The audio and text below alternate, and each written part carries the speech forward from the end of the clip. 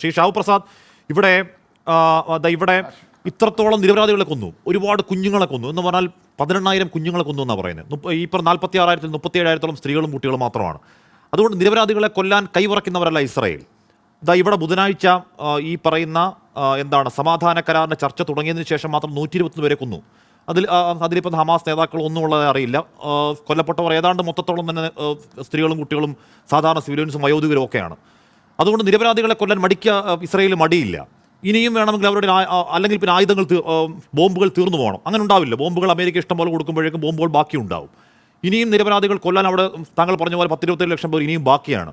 All of A sudden ഒരു കരാറിലേക്ക് എത്താൻ Israel നിർബന്ധിതമാകുന്നുവെങ്കിൽ അത് ട്രംപിന്റെ ഒരു കടുംപിടുത്തം കൊണ്ടുകൂടി ആവില്ലേ ഷിഷാബു? ട്രംപ് വളരെ കൃത്യമായിട്ട് പറഞ്ഞിരുന്നു, ജനുവരി 20 ഞാൻ ഓവൽ ഓഫീസിൽ എത്തുന്നതിന് മുമ്പ് ഈ ബന്ദികളെ മോചിപ്പിച്ചിരിക്കണം എന്ന്. ഇത് ട്രംപിൻ്റെ ഈ ടെററിസത്തിനോടുള്ള ട്രംപിൻ്റെ സമീപനം എന്താണ് എന്നുള്ളത് വളരെ അസന്നിഗ്ധമായിട്ട് അദ്ദേഹം വ്യക്തമാക്കിയിട്ടുമുണ്ട്. അന്നത്തേക്ക് ഇതിന് സൊല്യൂഷൻ ഉണ്ടായിട്ടില്ലെങ്കിൽ പിന്നീടുണ്ടാകുന്ന പ്രത്യാഘാതം വളരെ ഭീകരമായിരിക്കും എന്ന ഒരു കൃത്യമായ മെസ്സേജ് ട്രംപ് കൊടുത്തിട്ടുണ്ട്, അമേരിക്കൻ ഭരണകൂടം കൊടുത്തിട്ടുമുണ്ട്. അതിൻ്റെ അർത്ഥം എന്താണ്? അത് ഇസ്രായേലിനുള്ള മുന്നറിയിപ്പാണോ അതോ ഹമാസിനെ സപ്പോർട്ട് ചെയ്യുന്നവർക്കുള്ള മുന്നറിയിപ്പാണോ എന്നുള്ളത് സാമാന്യ ബുദ്ധി കൊണ്ട് ആലോചിച്ചാൽ മനസ്സിലാവുന്നൊരു കാര്യമാണ്. അത് ഹാഷ്മിക്ക് അത് മനസ്സിലാകും എന്ന് തന്നെയാണ് ഞാൻ കരുതുന്നത്. പിന്നെ വേറൊന്ന്, ഇപ്പം ഇവിടെ കറക്റ്റായിട്ട് ശ്രീ ഡിന്നി പറഞ്ഞു, കേണൽ ഡിന്നി അത് പറഞ്ഞു. അതായത് ഒരു സ്റ്റേറ്റും നോൺ സ്റ്റേറ്റും തമ്മിലുള്ള യുദ്ധത്തിൽ എന്ന് പറഞ്ഞു കഴിഞ്ഞാൽ ആ ഒരു പോരാട്ടത്തിൽ അതിനെ ഒരു 2 പ്രൊഫഷണൽ ആർമി 2 പ്രൊഫഷണൽ മിലിറ്ററി തമ്മിലുള്ള ഒരു പോരാട്ടമായിട്ട് കമ്പയർ ചെയ്യാൻ പറ്റില്ല. അത് എന്നാൽ ഒരു പരിധിവരെ ഇപ്പം ഞാൻ പറയാം, ഇപ്പം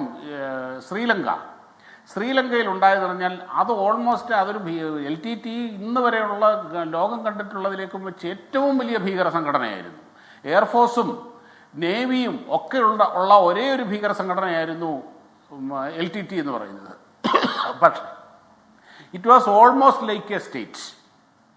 അവരുടെ ഒരു പ്രദേശത്ത് അവരുടെ മാത്രം ഭരണം, അവരുടെ മിലിറ്ററി, അങ്ങനെയുള്ള 2 പ്രൊഫഷണൽ, ഏകദേശം ഒരു പരിധി ഒന്നുകൂടെ നോക്കിക്കഴിഞ്ഞാൽ ശ്രീലങ്കൻ ആർമിയേക്കാൾ പ്രൊഫഷണലായിരുന്നു അവർ, LTT.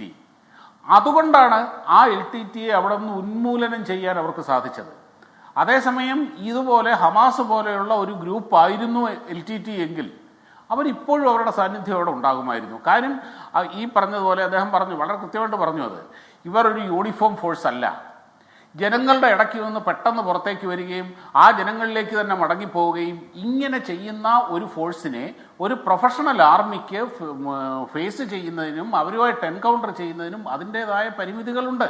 ഇപ്പോൾ താങ്കൾ പറഞ്ഞു ഇസ്രായേലിന് അവിടെ ചുട്ടുമുടിക്കാൻ യാതൊരു മടിയുമില്ലാത്ത ഒരു ഫോഴ്സാണ് എന്ന്. അങ്ങനെ അവർ ഒരു നോൺ പ്രൊഫഷണൽ ആർമി ആയിരുന്നുവെങ്കിൽ, അങ്ങനെ ഒരു ഗ്രൂപ്പ് ആയിരുന്നു അവർ എങ്കിൽ ഇപ്പോൾ ഈ ഇസ്രായേൽ ഒരു കുഞ്ഞുപോലും ബാക്കിയുണ്ടാവില്ല. അല്ല ഷാബു, ഇവിടെ നോക്കൂ, 82% കെട്ടിടങ്ങൾ തകർത്തു. അവിടെ ഒരു ഇന്നൊന്ന് ആകാശത്തിലുണ്ട്, ഒന്ന് പ്ലേ ആവോ? 82% ഇതാണ് ഏറ്റവും ഒടുവിൽ വരുന്ന അവസ്ഥ. 82% കെട്ടിടങ്ങൾ മൊത്തം തകർത്തു. അവിടെ സ്കൂളുകൾ തകർത്തു, അവിടെ അഭയാർത്ഥി ക്യാമ്പുകൾ തകർത്തു. ഓർത്തു നോക്കൂ, 200-ലധികം ജേർണലിസ്റ്റുകൾ, ഇത്രയധികം ചെറിയ കാലങ്ങൾ കൊല്ലപ്പെട്ട മറ്റൊരു യുദ്ധം ഉണ്ടായിട്ടുണ്ടോ? 1000-ലധികം UN പ്രവർത്തകർ കൊല്ലപ്പെട്ട യുദ്ധം ഉണ്ടായിട്ടുണ്ടോ? പിന്നെയും സാധാരണക്കാർ, അവിടെ ജോലി ചെയ്യുന്നവർ, വർക്ക് ചെയ്യുന്നവർ ഒക്കെ കൊല്ലപ്പെട്ട യുദ്ധം ഉണ്ടായിട്ടുണ്ട്. അതുകൊണ്ട് ഇതിനൊന്നും മടിയില്ലാത്തവരാണ് ഇസ്രായേൽ. ബോംബുകൾ ഓരോ ദിവസം 35 കുട്ടികൾ, ഓരോ ദിവസം ഇൻ ആവറേജ് 35 കുട്ടികൾ വീതം കൊല്ലപ്പെട്ടുകൊണ്ടിരുന്നു. അവിടെ മടിയില്ലാത്തവരാണ് ഇസ്രായേൽ. അവർ പെട്ടെന്ന് നിർത്തണമെങ്കിലോ അത് മാനവ സ്നേഹം കൊണ്ടാണോ? അല്ല ഹാഷ്മി പറയുന്നത് ഇസ്രായേലിനെ സംബന്ധിച്ചിടത്തോളം അവർക്ക് ഏറ്റവും വലുത്, അവരുടെ നമ്പർ 1 പ്രയോറിറ്റി എന്ന് പറയുന്നത് ഒരു രാഷ്ട്രമെന്നുള്ള നിലയിൽ, ഒരു സമൂഹം എന്നുള്ള നിലയിൽ അവരുടെ നിലനിൽപ്പാണ്. അവരുടെ എന്നല്ല, ഇസ്രായേൽ എന്നല്ല, ലോകത്തിലെ ഏത് രാജ്യത്തിൻ്റെയും നമ്പർ 1 പ്രയോറിറ്റി അവരുടെ നിലനിൽപ്പാണ്.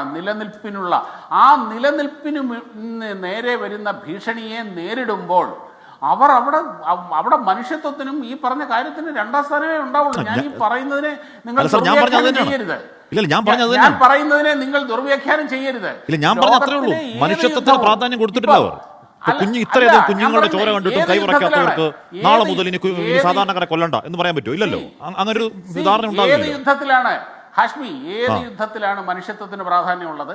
മനുഷ്യത്വത്തിന് പ്രാധാന്യമുണ്ടെങ്കിൽ ഈ ലോകത്ത് യുദ്ധം ഉണ്ടാവില്ല ഹാഷ്മി. ഞാൻ സംസാരിക്കുന്നത് പരിഷ്കൃത ലോകത്തിന്റെ നൈതികത വെച്ചിട്ടാണ് സാർ. ഞാൻ സംസാരിക്കുന്നത് പരിഷ്കൃത ലോകത്തിന്റെ നൈതികത വെച്ചാണ്.